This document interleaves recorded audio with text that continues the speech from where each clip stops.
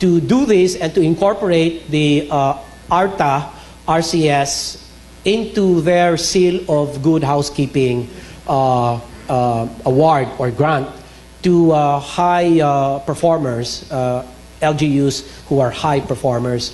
But how I wish much more can be done.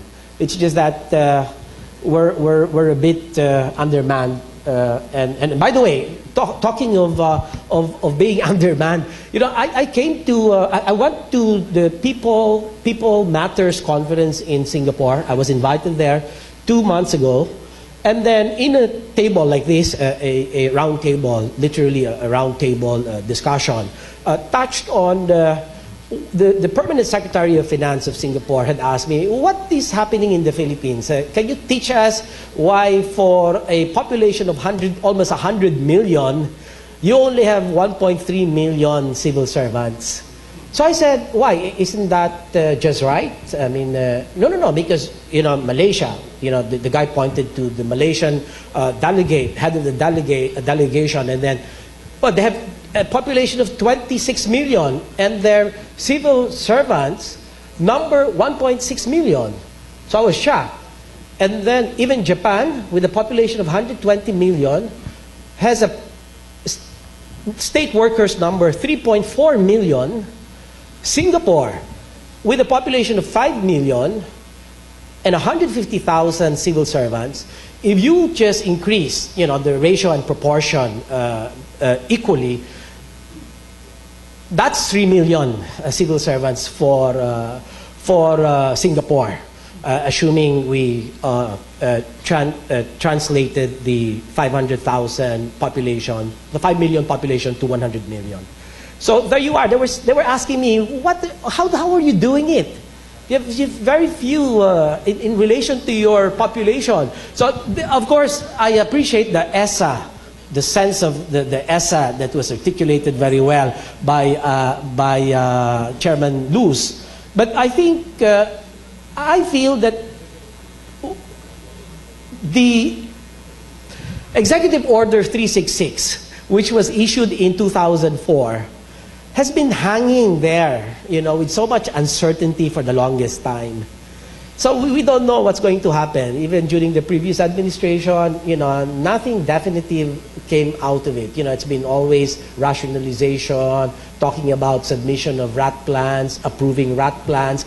But, you know, it's been at snail's pace that the approval of these RAT plans have been made. And I think we're missing something very seriously.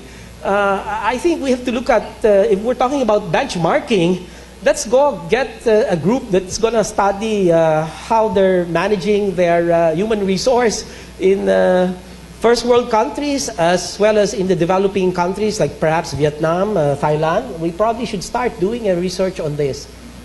Just a bit of information for everyone. Thank you. Okay, any more questions? We have time for one last question. Yes, sir. There's the mic, sir.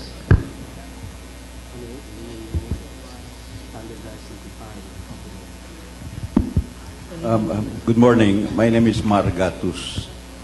My question is, in our day-to-day life, we encounter civil servants, we experience dissatisfaction, sometimes we experience satisfaction. Every now and then we also get to know of numbers where we can text our messages to file complaints or email our messages to file complaints. But it seems like this is not being properly maximized. For example, Facebook or Twitter are very good ways of communicating our observations and our suggestions. Is there something that can be done to expedite the adoption of some measures, perhaps in partnership with media, in partnership with bloggers, so that we can more easily communicate our feedback and action can be taken right away? Thank you. Secretary. Yeah, Mr. Gatus, are you a government official or are you from the private sector? From a private citizen. Yeah, it's a very important point you raised. Right now, the Civil Service Commission, well, tomorrow we are launching the contact center ng Bayan. This is a hotline, very easy to remember. It's 1-6565, where the complainant can or the citizen can register his complaint about a particular transaction, and so that can be processed. There will be standards used, turnaround time to respond to that complaint, and we have 5 agencies participating in the contact center ng Bayan. These are the Bureau of Internal Revenue, the Philippine Health Insurance Corporation, the Department of Health, the Department of Trade and Industry, as well as the NCS, the National Computer Center, I think, if I remember right. So this will be launched tomorrow precisely to broaden access by citizens and to enable them to more efficiently register their complaints and really make sure that the concerned agency responds to that particular complaint and to inform the citizen of what measures have been undertaken to address that complaint. And by the way, I also would like to take this opportunity that the CSC has a text. It has a local landline, hotline, and as well as a text line where citizens can text us and tell us about their complaints. And we've found out, and in 2011, we had about 78,000 queries. And out of the 78,000 queries, 1.11% accounts for complaints, ranging from violations of the provisions of the Anti-Red Tape Act of 2007, fixing, lack of public assistance, complaints desk, etc., etc.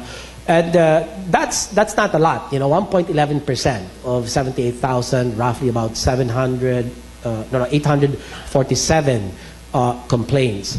And then I was shocked to find out that even BIR, that receives about, on the average, 2,000 calls a day, also 1% is about complaints. So, let's try to analyze all this data, because we might be,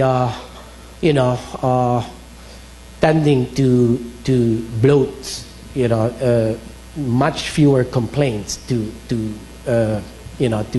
this proportion, unreasonably, that is.